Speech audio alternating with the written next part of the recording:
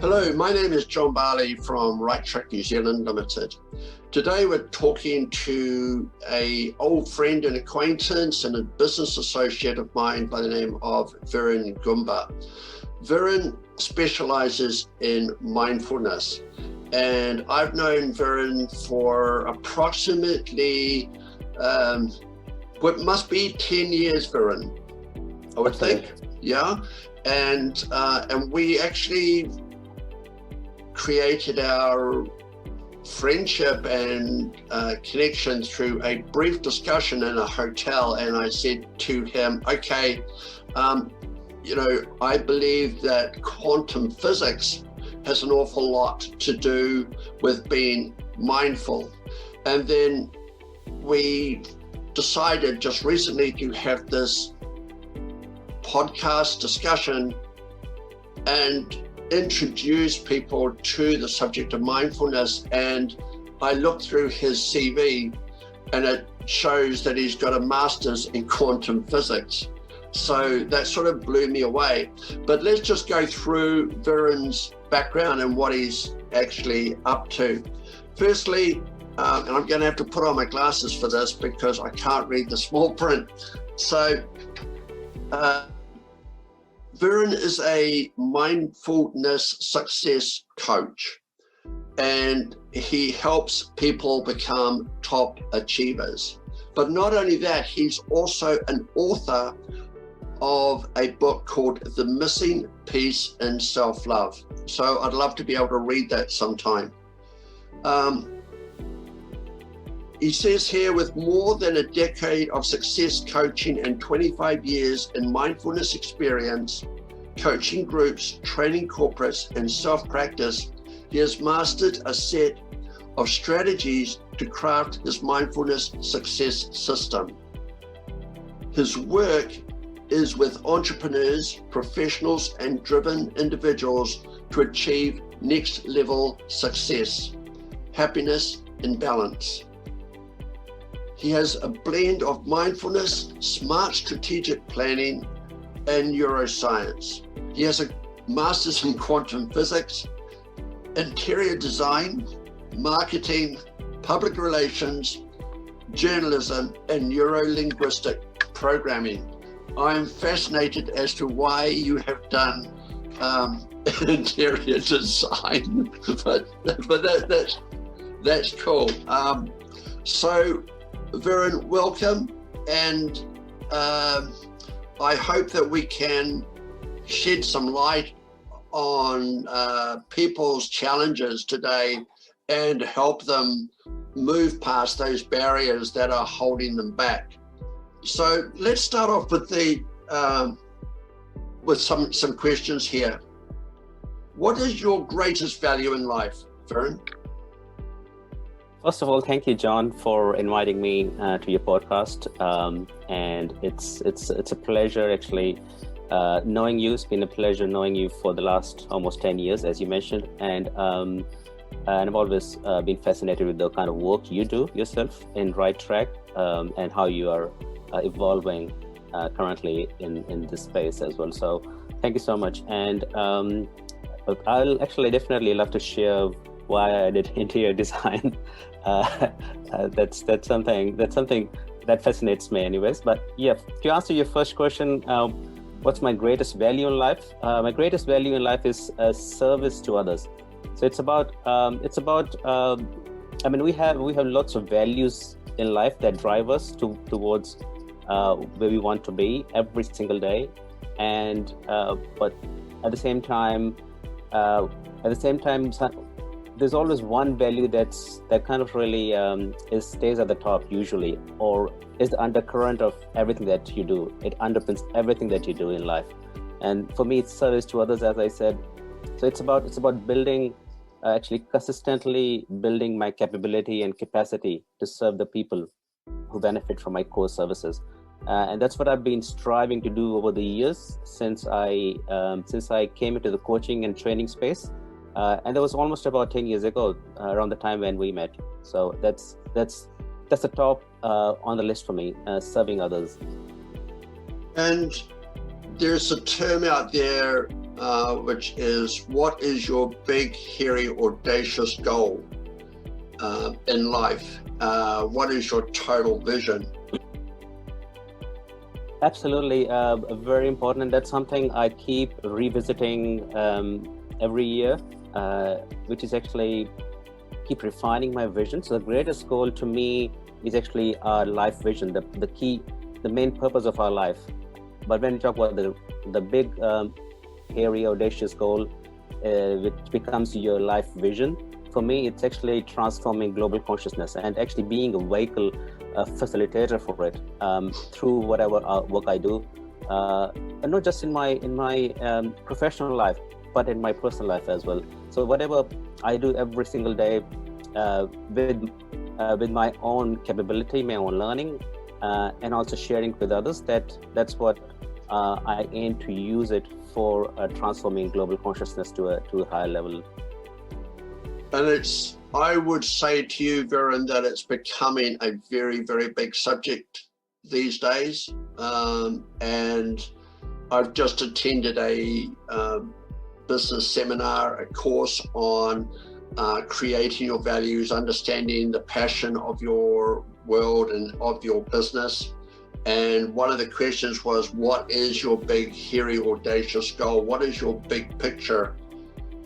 Because it's that vision that is so much connected to your values, because it's your values that actually gives you the passion, the resilience, the determination, and the ambition to keep on going when everything else seems to fall apart around you. And we're going to now move on to the subject of quantum physics. And I'm going to use this term breakthrough and getting through to the other side.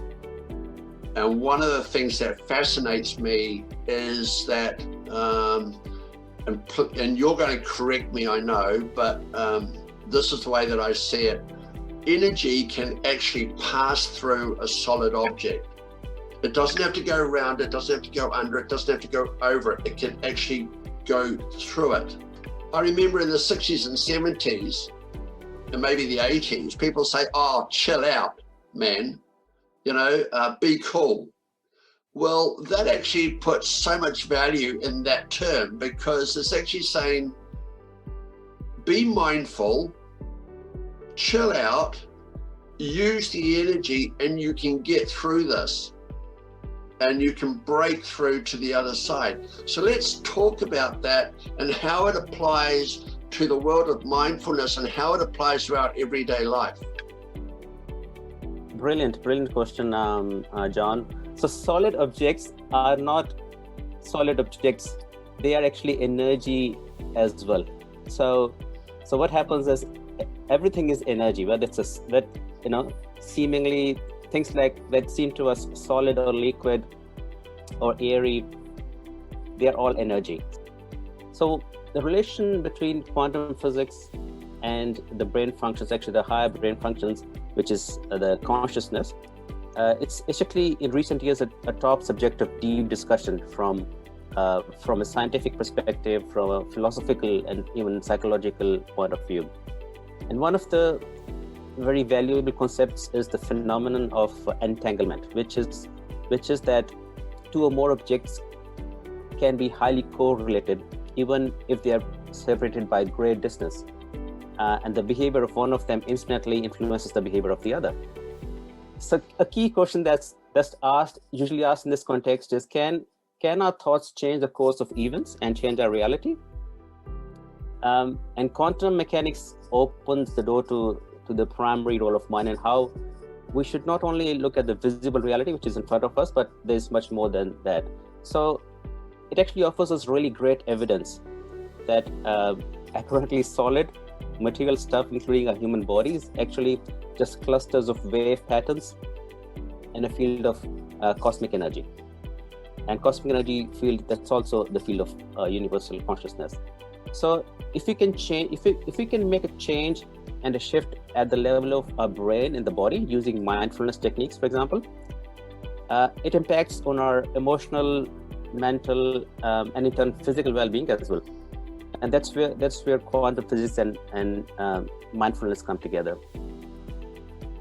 And yeah, because one of the things that I have become very conscious of is that we have this thing called limiting beliefs.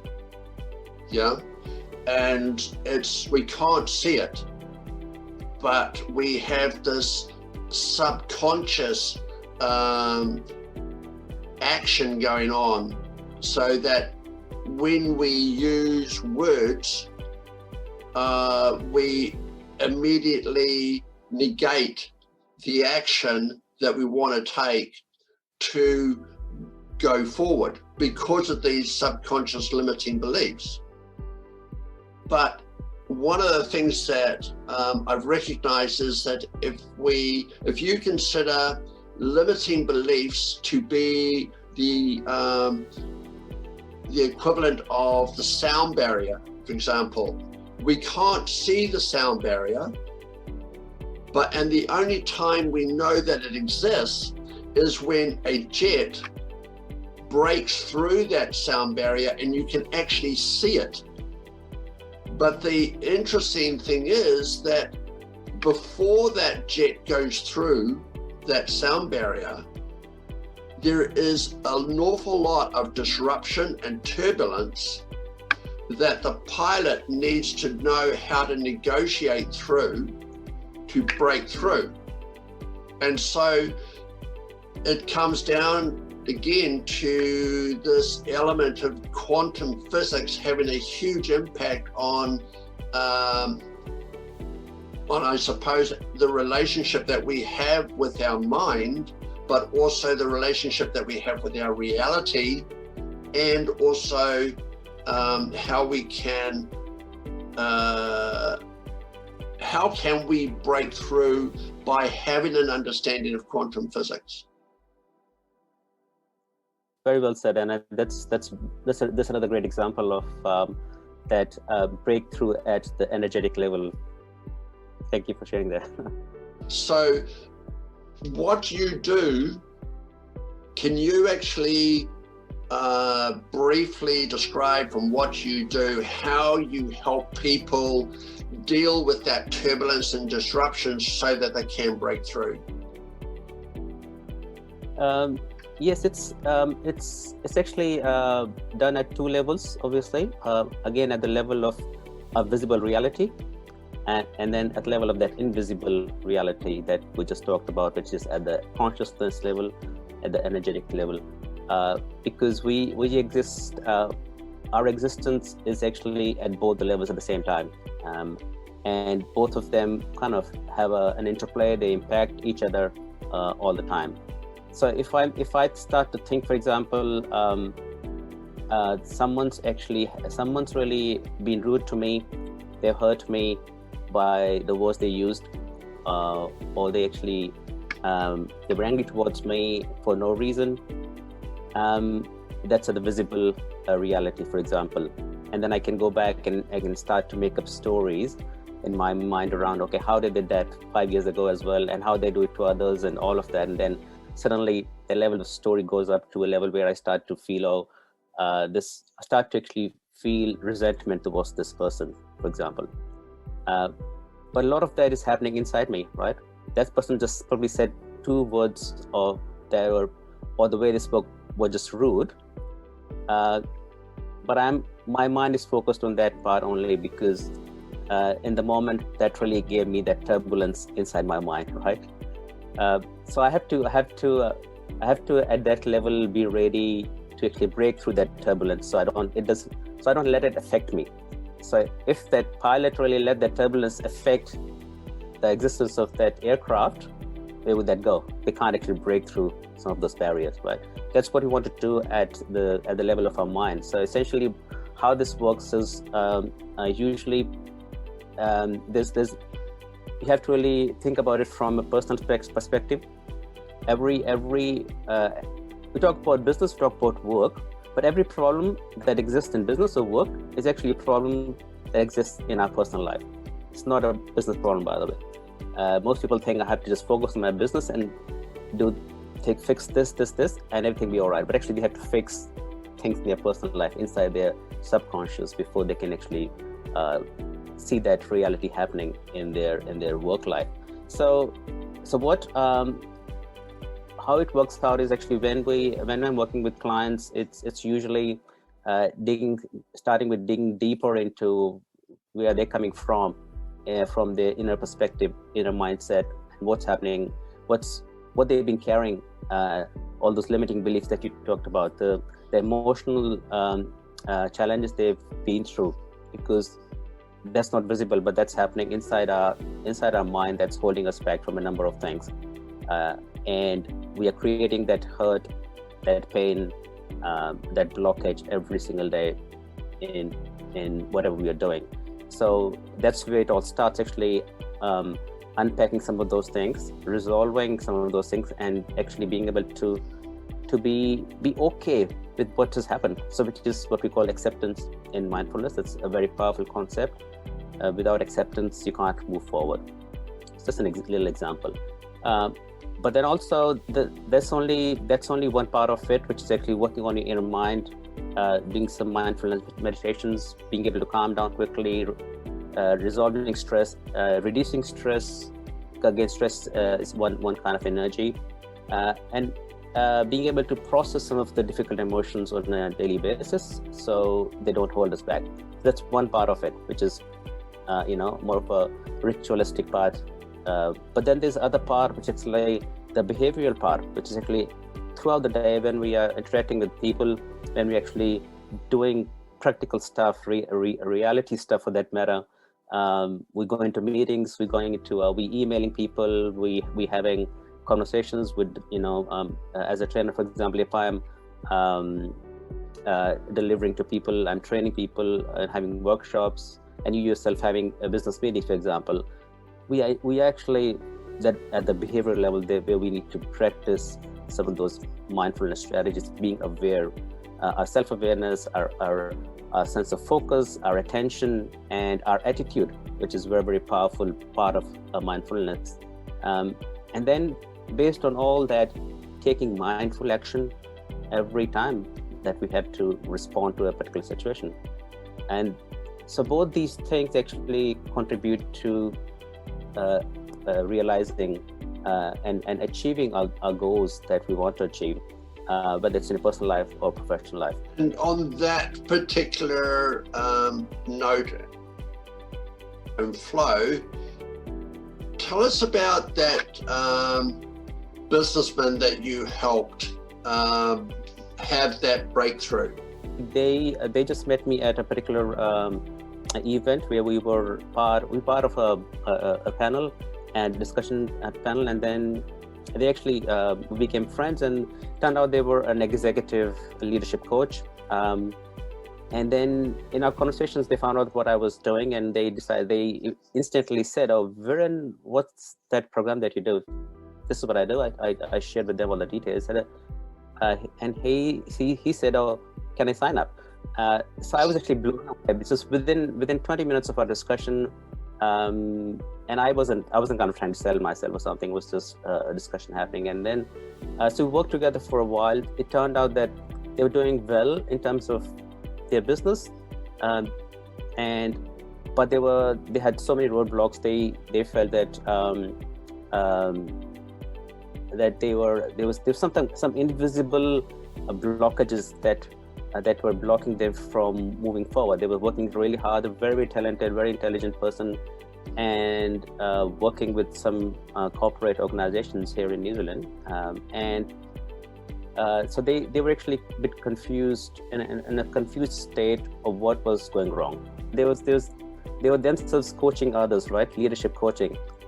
But for themselves, they were actually just feeling so stuck within, right? So there was kind of a little gap in terms of their internal reality was their external reality, and that's what I was going to help them with in terms of bridging that gap.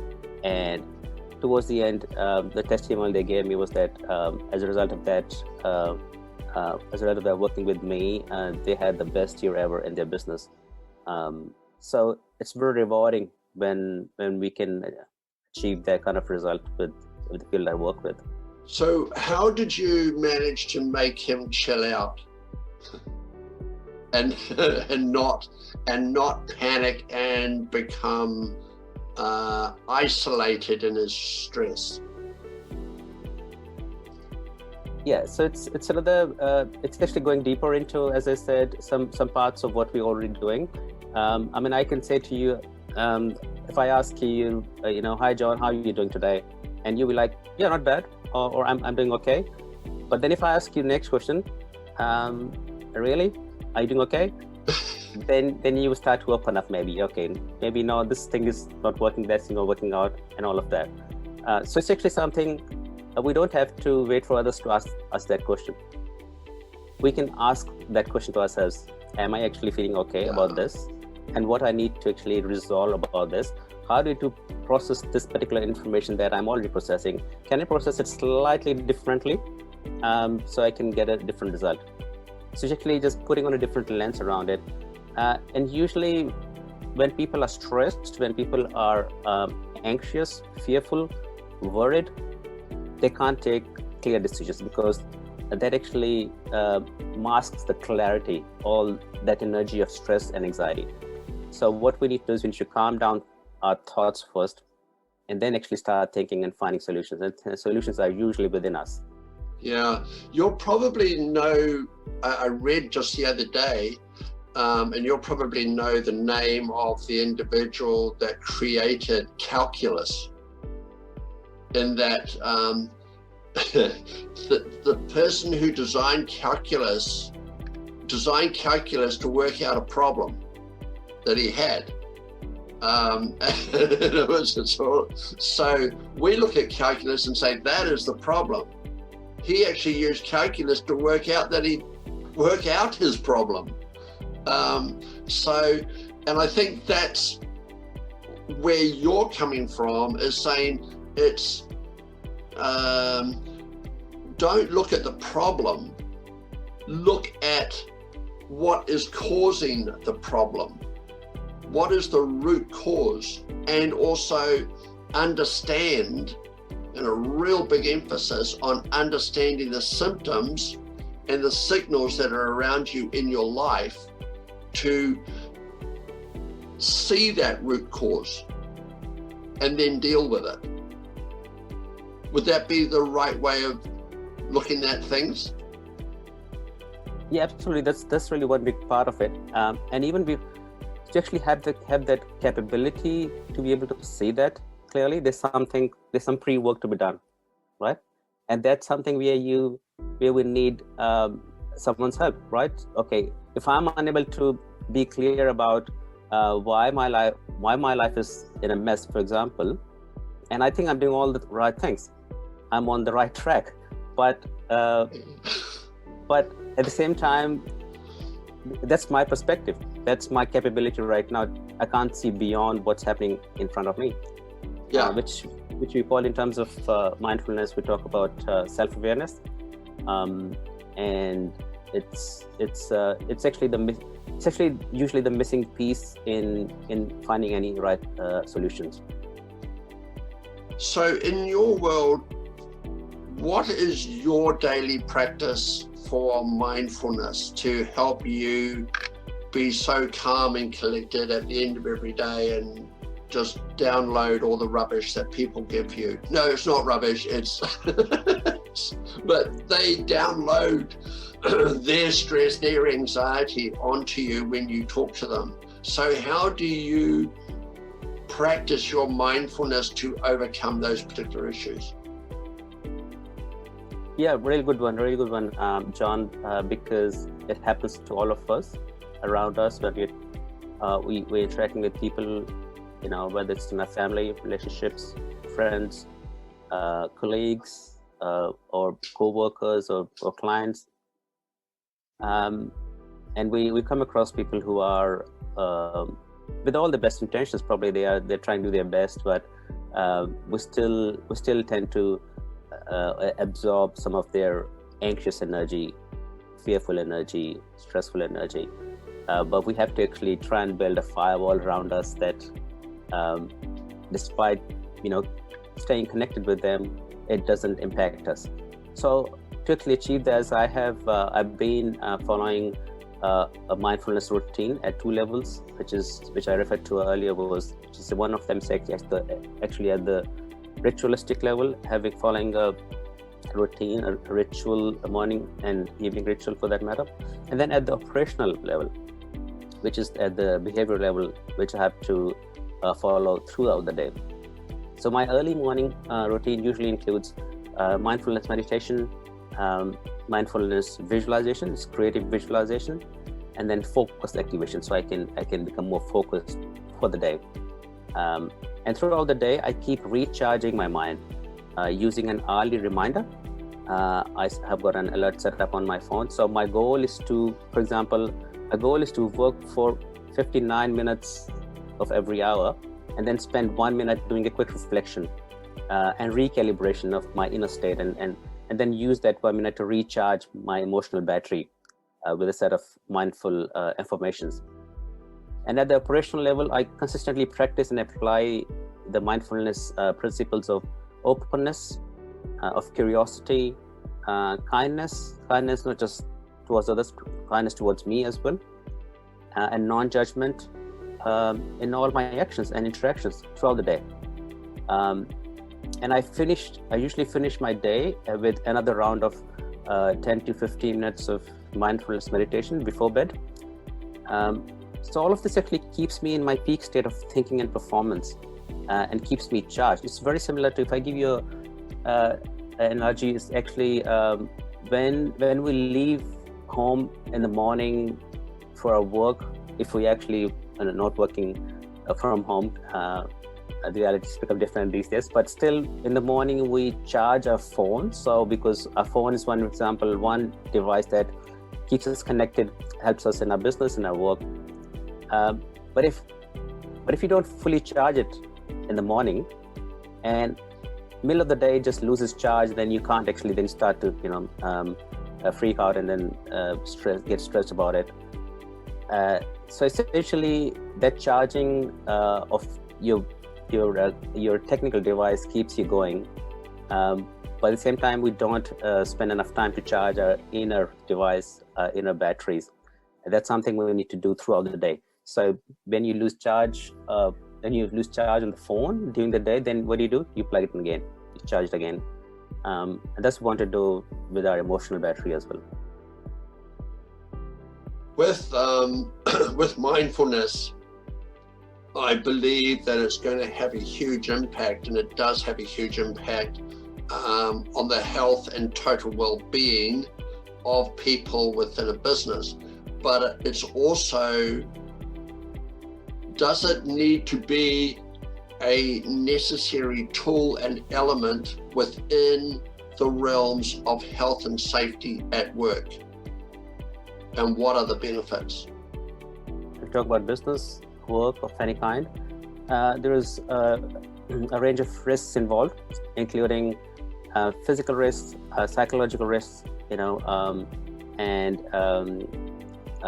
then financial risks. So there's a whole range of risks involved, right? And for example, I've been doing some work with local government organization that does some compliance work, and there's a lot of health and safety issues because it does involve compliance and dealing with members of the public and for its staff. So essentially, there is risks at many levels. So that's something we have to look for in terms of the safety aspect, not just physical health and safety, but of psychological safety as well. And that's where businesses have to actually spend a really good amount of time creating strategies in terms of risk management at those levels. And usually the real risk management happens in what we call risk mindfulness, which is actually being aware of what could go wrong and what is going wrong for that matter, and having a really solid strategic plan in place to minimize those risks. putting in place a plan for promoting more resilience, in the staff, in the workers, in the workplace, because resilience is at the face of interpersonal or task-related stress triggers as well, and it's also vital part of optimal work functioning. So that's something that is required in every part of any business, not just for the business owner, but the workers in the business, because that's what contributes to improvement in engagement and enjoyment levels at the workplace, and that's what drives the bottom line for any business. So essentially, what I'm trying to come to is it's not something that you create a document on safety and being mindful about things, and then have this as a tick box. It's actually following that document as your guiding document throughout whatever actions you're taking in your business. So if somebody was to engage with you, what period of time do they need to invest in with you, and also in their own private time, to start to see the results that will help them break through their own limiting beliefs and go ahead at speed? Yeah, in general, if you talk about it, if someone's really invested, I'm not just talking about financial investment, they invested in terms of how they invest their time and energy into achieving a transformation, they can start to see changes happen instantly within days, right? And essentially every little change, I'm talking about little changes here, I'm not talking about massive changes. So every little change is part of that chain that leads to the big change thereafter. And change is something that I think that's something we need to actually latch on to. We need to be ready for change. We need to ready to change at the same time. Virin, it's been an absolute pleasure in talking to you and finding about how quantum physics is so valuable to understanding mindfulness and also understanding our own peace and harmony within our own mind. And, for the people that are watching and listening, I would say to them that you're a person who puts people at ease very, very quickly.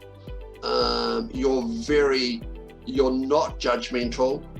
You're very unassuming, and you have great clarity in uncovering people's fundamental issues, but you let them discover it rather than you saying that's your problem,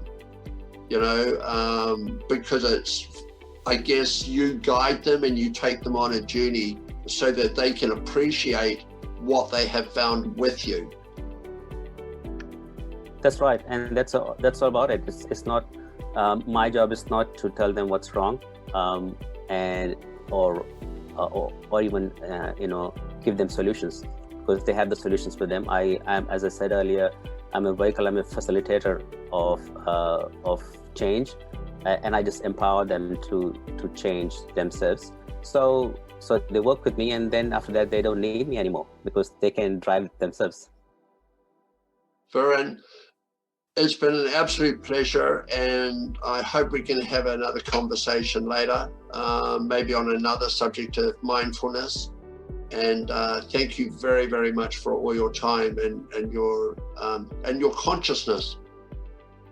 Thank you, John, for inviting me to your wonderful podcast, Rite Track, and you're doing some great things yourself. So I really appreciate our association, really appreciate your energy that you're putting into it, and helping the world to change podcast by podcast. So thank you so much.